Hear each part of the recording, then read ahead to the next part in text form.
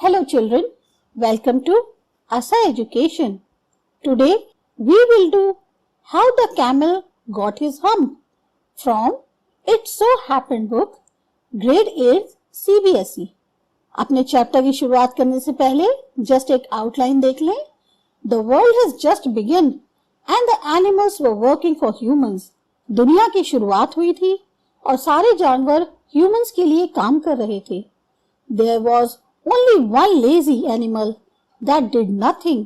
उनमें से सिर्फ एक ही जानवर ऐसा था जो बहुत आलसी था और कोई काम नहीं करता था. And said nothing but humph. और वो क्या करता था? ना कुछ बोलता था, ना कुछ काम करता था, बस खाली कहता रहता था humph. Even the clever jinn was at its wits end. Even जो जिन था, जो चालाक जिन था, वो भी जो है इसके इस हैबिट से परेशान था. In the beginning, when the world was new and the animals were just beginning to work for men.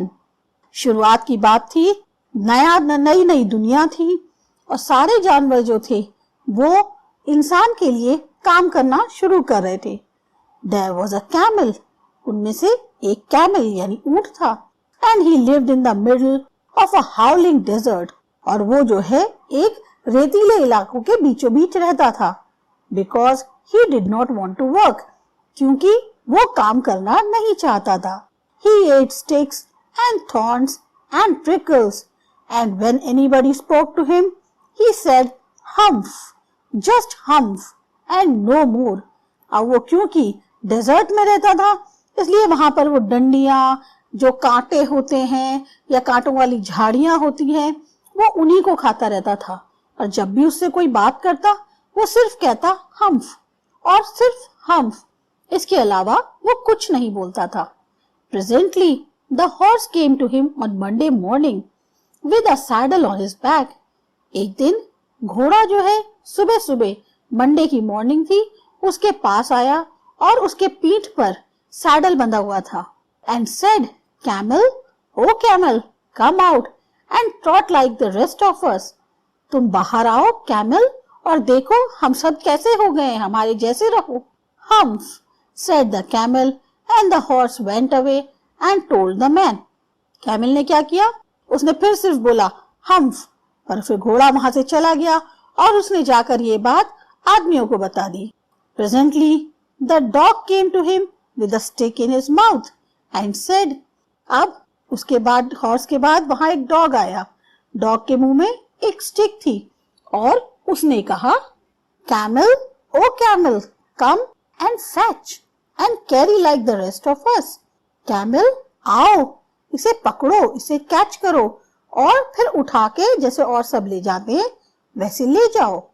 Humph said the camel and the dog went away and told the man.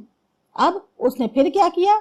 वैसे ही आवाज निकाली हम्फ और फिर dog भी वहां से चला गया और उसने भी ये बात जाकर इंसानों को बता दी.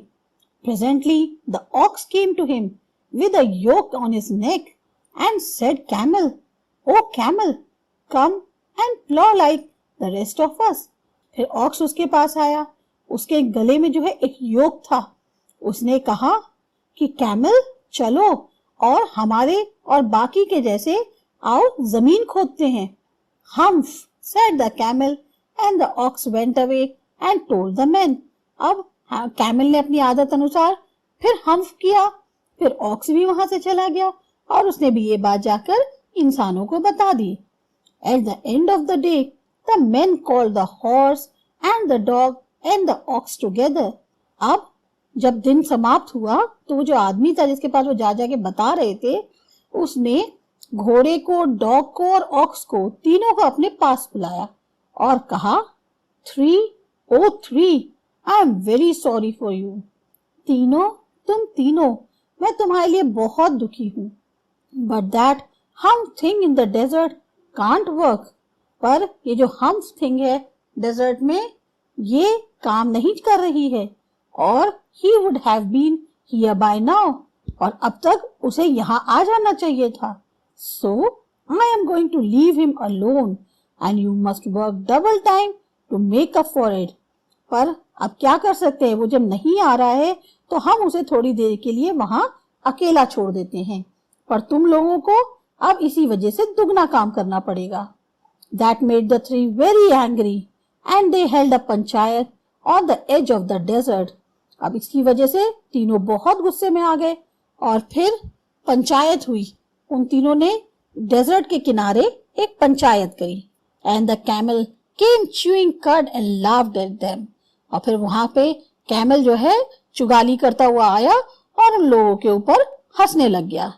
Then he said humph and went again. और फिर जो है उसने आके वहां पर वही साउंड निकाली humph और वहां से चला गया। Presently there came along the jinn who was in charge of all deserts, rolling in the cloud of dust. अब फिर वहां पर एक जिन्न आया जो कि जिसके पास कह सकते हो कि पूरा चार्ज था सारे डेजर्ट्स का। वो एक धूल भरे बादल से निकलता हुआ बाहर आया। Djinn of all deserts, said the horse, is it right for anyone to be idle? अब जो हॉर्स था उसने जिन से बोला, हे जिन, तुम सारे डेजर्ट्स के जिन हो, ये बताओ क्या ये सही है कि हम आलसी हो जाएं? Certainly not, said the jinn. तो जिन ने कहा, नहीं, बिल्कुल नहीं। Well, said the horse, there's a thing in the middle of your desert with a long neck and the long legs.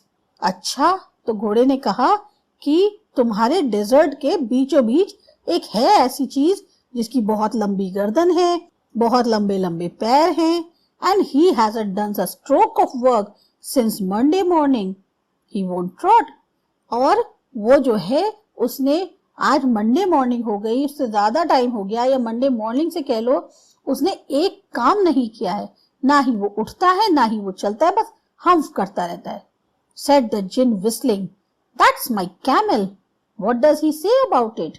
अच्छा, तो जिन ने बोला, वो कैमल है मेरा, वो क्या कहता है?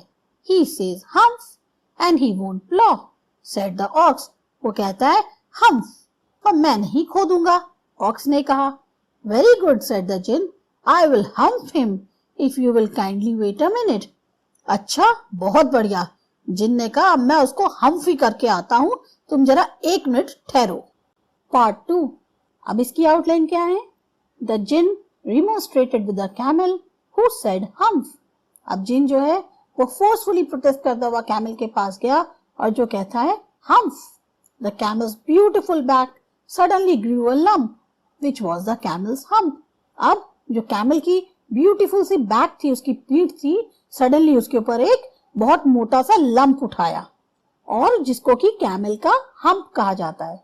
The jinn assured the camel his hump would always be a help, not a hindrance.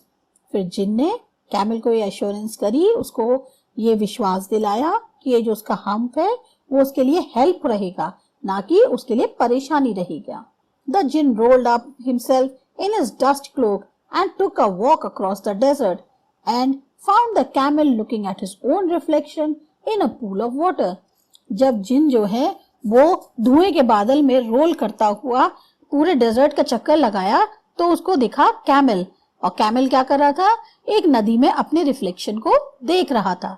My friend, said the jinn, what's this I hear of your doing no work? मेरे दोस्त, जिन ने कहा, मैं ये क्या सुन रहा हूँ कि तुम कोई काम नहीं करते हो?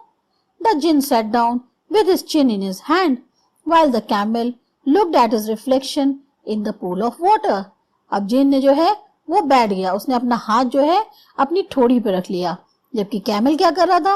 वो अपने रिफ्लेक्शन को पूल में देख रहा था। You have given the 3 extra work ever since Monday morning on account of your idleness, said the jinn. जिन ने जो है उससे कहा कैमल से कि तुमने जो है और जो बाकी 3 लोग हैं उनके ऊपर दुगनी मेहनत पड़ रही है मंडे से, क्योंकि तुम जो हो कुछ भी काम नहीं कर रहे हो। And he went on thinking with his chin in his hand. और इसकी वजह से फिर जो जिन है वो अपना हाथ जो है अपनी ठोड़ी पे रखकर सोचने लग गए। Humph, said the camel. अब फिर कैमल ने फिर कहा, Humph, I shouldn't say that again. If I were you, said the jinn, you might say it once too often. I want you to work. अब मैं जो हूँ तुमसे दोबारा ये बात नहीं कहूँगा, अब बहुत हो चुका, अब मैं चाहता हूँ कि तुम काम करो, जिन ने कहा। And the camel said humph again. अब फिर कैमल ने हम्फ कर दिया।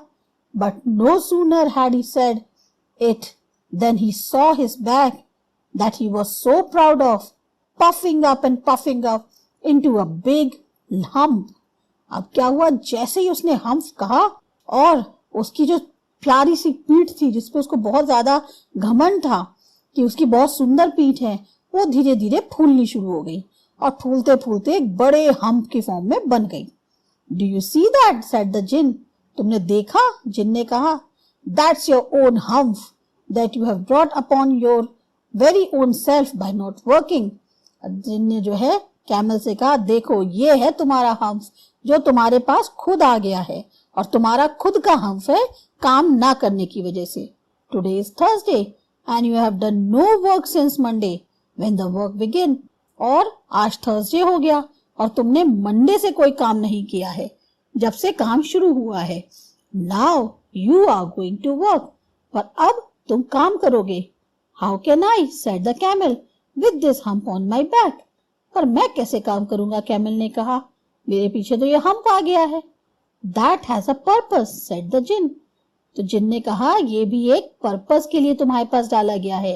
All because you missed those 3 days you will be able to work now for 3 days without eating। अब ये क्योंकि तुमने वो 3 दिन काम के मिस कर दिए, इसकी वजह से अब तुम 3 दिन काम करोगे लगातार बिना खाए। Because you can live on your hump. और क्योंकि अब तुम इसी हम्प की वजह से ही जिंदा रहोगे। एंड डोंट यू एवर से I never did anything for you. और फिर बाद में ये मत कहना कि मैंने तुम्हारे लिए कुछ नहीं किया। Come out of the desert and go to the tree and behave. चलो डेजर्ट से बाहर निकलो, उन तीनों के पास जाओ और अच्छे से बिहेव करो। And the camel went away to join the three. और फिर कैमल जो है उन तीनों से जाकर मिल गया। And from that day to this the camel always wear a hump. We call it hump now not to hurt his feelings. और उसके दिन के बाद से आज का दिन है कि कैमल के हमेशा एक हम्प है पीछे। उसको हम इसलिए बोलते हैं ताकि उसकी फीलिंग्स ना हर्ट हो। But he has never yet caught up with the 3 days that he missed at the beginning of the world and he has never yet learn how to behave. पर उसने जो है कभी भी उन 3 दिनों को पूरा नहीं कर पाया, ना उन 3 दिन को पकड़ पाया जो उसने शुरुआत में दुनिया की खो दिए थे, और ना ही वो कभी बिहेव करना सीख पाया। तो बच्चों, स्टोरी समझ में आई हो, अच्छी लगी हो, सब्सक्राइब करो हमारा चैनल आसा एजुकेशन। बाय।